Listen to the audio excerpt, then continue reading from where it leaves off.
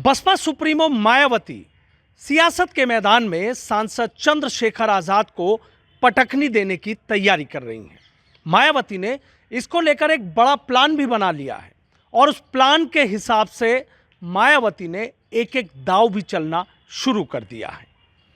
सबसे बड़ी बात यह है कि ये पटखनी देने का जो प्लान बना उसमें सबसे पहले मायावती ने पश्चिमी उत्तर प्रदेश की वो हॉट सीट जिस पर सबकी नजरें टिकी हुई हैं, वहां पर अपने पहले ही दांव में सांसद चंद्रशेखर आजाद को पटखनी दी है।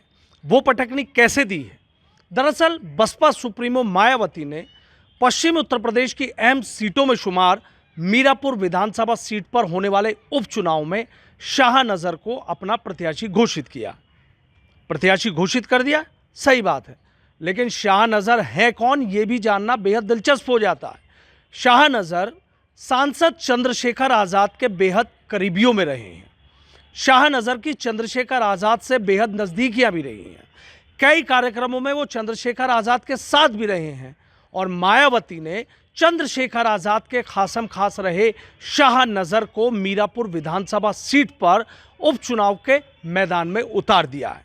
अब इसी से आप अंदाजा लगा लीजिए कि बसपा सुप्रीमो मायावती किस तरीके से चंद्रशेखर आजाद की घेराबंदी करने में जुटी हुई है। सबसे बड़ी बात यह है कि चंद्रशेखर आजाद ने जिस तरीके से यूपी विधानसभा उपचुनाव में जो 10 सीटों पर उपचुनाव होना है, उन सभी सीटों पर चुनाव लड़ने का ऐलान कर दिया। ये चंद्रशेखर आजाद ने सबसे पहले घोषणा कर दी थी। उसके बाद बसपा सुप्रीमो मायावती ने भी इन 10 सीटों पर उपचुनाव लड़ने का ऐलान कर दिया। और दिलचस्प बात यह है कि मायावती पहली बार कोई उपचुनाव लड़ने जा रही है। अब मीरापुर विधानसभा उपचुनाव पर थोड़ी सी और नज़र डाल लेते हैं, थोड़ी सी और गहराई में और थोड़े से और पर्दे के पीछे चले जाते हैं।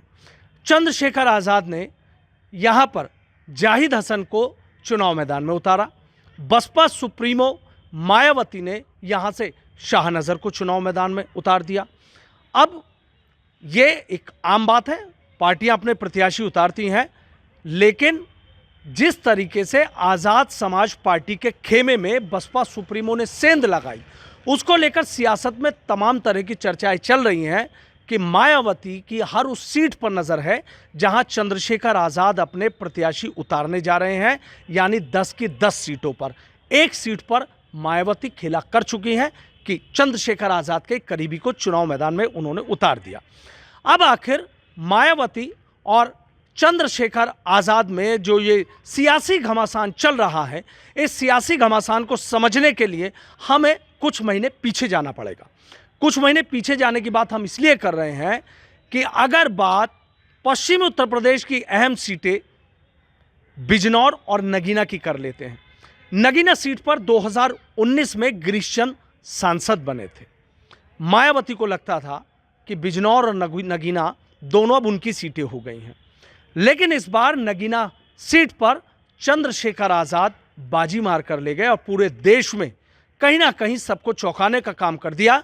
चूंकि चंद्रशेखर आजाद अकेले थे, कोई बड़ा चेहरा नहीं था, कोई बड़ा उनके पास किसी से कोई गठबंधन नहीं था, अकेले दम पर चुनाव लड़े और संसद की सीढ़ियों तक पहुंचने में कामयाब हो गए। ये भी अलग बात है, लेकिन इसके पीछे की थोड़ी सी गहराई को और समझना पड़ेगा। दरअसल नगीना लोकसभा सीट ऐसी सीट रही कि जहां पर मायावती ने अपने भतीजे आकाश आनंद को प्रोजेक्ट किया था।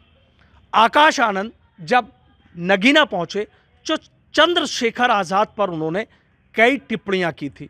लोगों से कहा था वोट मत दे देना, आपको जेल भिजवा देंगे। इस तरह की भी बातें हुई थी।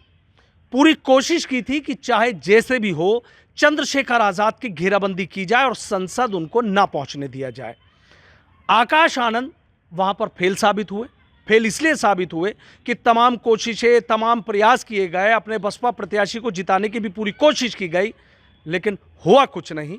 चंद्रशेखर आजाद अपने दम पर लोगों के बीच मजबूत पैठ बनाने की वजह से, लगातार बिजनौर और नगीना का दौरा करने की वजह से वो सांसद बन गए। तमाम बड़े बड़े नेता आए, चाहे बीजेपी के नेताओं की बात हो, चाहे समाजवादी पार्टी के नेताओं की बात हो, चाहे बसपा के नेता की बात हो, चाहे और तमाम दलों के नेताओं की बात रही हो, लेकिन चंद्रशेखर आज़ाद के विजय रथ को कोई रोक नहीं पाया। उनका जो रथ था वो संसद की सीढ़ियों की तरफ बहुत स्पीड से बढ़ रहा था। बस यहीं से ही ये बात मायावती और आकाश आनंद को उनके मन में चुभ गई। और जब कहते हैं कि दिल में सियासत में कोई बात चुभ जाती है तो फिर बात बहुत दूर तलक जाती है। तभी से मायावती और आकाश आनंद के दिल में जो एक कहीं ना कहीं एक गुस्सा धधक रहा था, उस गुस्से के बाद और उस गुस्से के पीछे एक सियासत भी छिपी हुई थी। और वो सियासत ये थी कि जो उपचुनाव है उस उपचुनाव में उतरने का मायावती मन बना चुकी थी और मायावती ने ये फैसला भी कर लिया और कई सीटों पर अपने जो प्रत्याशी हैं वो चुनाव मैदान में उतार भी दिए। मायावती ये चाहती हैं कि चंद्रशेखर सांसद तो बन गए हैं, लेकिन बाकी सीटों पर जिस तरीके से वो विधानसभा उपचुनाव लड़ने की तैयारी कर रहे हैं उनको वहां पर घेरा जा सके और पूरी तरीके से उनके सामने एक ऐसी मजबूत दीवार खड़ी की जा सके जो चंद्रशेखर कामयाब ना होने पाए। लेकिन चंद्रशेखर भी अब सियासत के बड़े खिलाड़ियों में शुमार हैं, कोई छोटे खिलाड़ी नहीं रहे हैं, अपने दम पर संसद पहुंच गए हैं।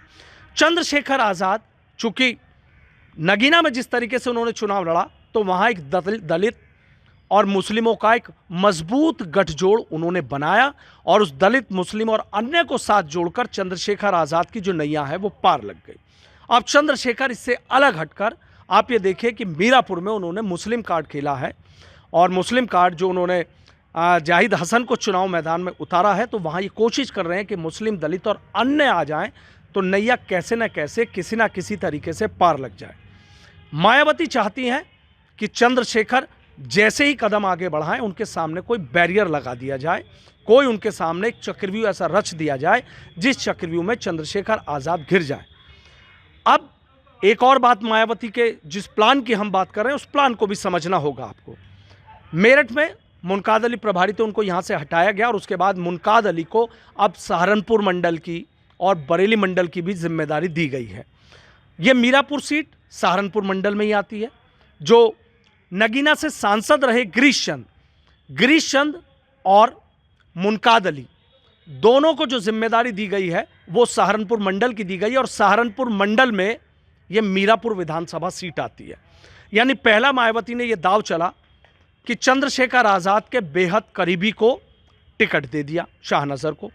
दूसरा मायावती ने यह दाव चला कि जो अपने मजबूत सिपह सलार हैं या जिनको सियासत में एक बड़ी पूरे पश्चिम उत्तर प्रदेश की नॉलेज है, ऐसे दो नेताओं को सहारनपुर मंडल की जिम्मेदारी दी।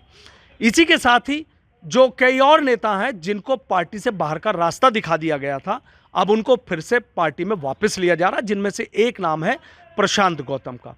प्रशांत गौतम को भी अब बसपा सुप्रीमो ने एंट्री करा दी है और मेरठ की एक बड़ी जो जिम्मेदारी है वो प्रशांत गौतम को दी गई है।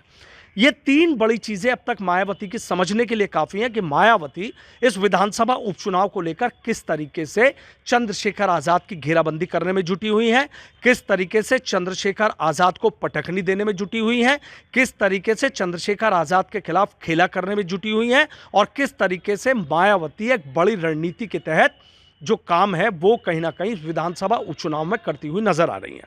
बात वही निकल कर आ जाती है कि जो चंद्रशेखर आज़ाद ने दलित और मुस्लिम का मजबूत गठबंधन नगीना में बनाया है और उसमें अन्य दलों को भी शामिल कर वो एक बड़े अंतर से चुनाव जीते हैं, उसी को लेकर चंद्रशेखर भी अब मायावती के दाव की काट ढूंढते नजर आ रहे हैं। चंद्रशेखर आज़ाद भी एक बड़ी रणनीति के तहत चल रहे हैं और खुद को बड़ा दिखाने के लिए, पार्टी का स्तर बड़ा करने के लिए और पार्टी को नई ऊंचाइयों पर ले जाने के लिए आपने देखा कि किस तरीके से हरियाणा में उन्होंने दुष्यंत चौटाला के साथ गठबंधन किया है, जिसका एक बड़ा असर कहीं ना कहीं पश्चिमी उत्तर प्रदेश में देखने को मिलेगा, क्योंकि चंद्रशेखर अब सांसद है और ऐसे में गठबंधन करना, पार्टी के लिए नई उम्मीदें, नए प्रदेशों में कदम बढ़ाना, ये सियासत का एक बड़ा चक्र है।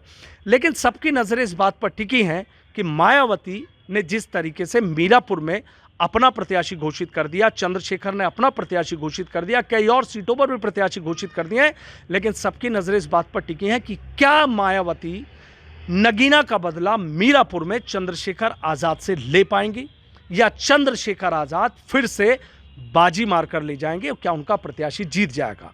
वो बात अलग है कि सियासत के मैदान में अभी आरएलडी और बीजेपी के जो गठबंधन के योद्धा हैं वो भी मीरापुर में मैदान में आएंगे, और समाजवादी पार्टी है, समाजवादी पार्टी भी किसी प्रत्याशी को मैदान में उतारेगी। सियासी घमासान बेहद दिलचस्प भी होगा, देखने वाला भी होगा, लेकिन सबकी नज़रें इस बात पर ज़रूर टिकी रहेंगी कि मायावती जिस तरीके से चंद्रशेखर की घेराबंदी कर रही हैं, क्या चंद्रशेखर सियासी चक्रव्यूह को आसानी से तोड़ पाएंगे या मुश्किल के भंवर में फंस जाएंगे। ये वो तमाम ऐसे सवाल हैं जो सियासी गलियारों में गूंज रहे हैं, लेकिन चर्चा इस सीट की इसलिए भी सबसे ज़्यादा हो रही है क्योंकि मायावती चंद्रशेखर की घेराबंदी कर रहे हैं, और चंद्रशेखर इस घेराबंदी को तोड़ने के लिए वो भी एक बड़े प्लान पर काम कर रहे हैं। Sanuj Sharma, ABP news, Meerut. For exclusive and insightful videos, subscribe to our new channel ABP Live Premium.